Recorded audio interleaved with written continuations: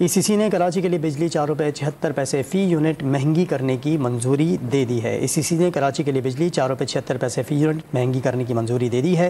بجلی کی قیمت میں اضافے کی منظوری 2 مختلف سہ ماہی ایڈجسٹمنٹ کی مد میں دی گئی ہے۔ ذرائع یہ بتا رہے ہیں کہ رواں مالی سال کی پہلی سہ ماہی ایڈجسٹمنٹ کی مد میں 3 روپے 31 پیسے فی یونٹ مہنگی کرنے کی منظوری دی گئی ہے، جبکہ دوسری سہ ماہی ایڈجسٹمنٹ کی مد میں منظوری 1 روپے 55 پیسے مہنگی کرنے کی ہے۔ مزید جانتے ہیں ڈان نیوز کے نمائندے طاہر شیرانی سے۔ طاہر، بتائیے گا کیا منظوری سامنے آئی ہے اقتصادی رابطہ کمیٹی کے بجلی مہنگی کرنے سے متعلق؟ دیکھیں، اقتصادی رابطہ کمیٹی میں پاور ڈویژن کی جانب سے کراچی کے بجلی صارفین کے لیے بجلی مہنگی کرنے کے حوالے سے 2 مختلف سمریاں پیش کی گئی، جس کی منظوری دی گئی ہے۔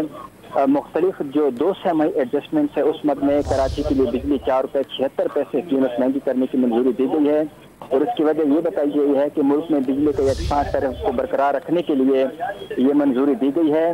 مالی سال 2021-22 کی پہلی سہ ماہی ایڈجسٹمنٹ کی مد میں کراچی کے لیے بجلی 3 روپے 21 پیسے فی یونٹ، جبکہ رواں مالی سال کی دوسری سہ ماہی ایڈجسٹمنٹ کی مد میں کراچی کے لیے بجلی 1 روپے 55 پیسے فی یونٹ مہنگی کرنے کی منظوری دی گئی ہے۔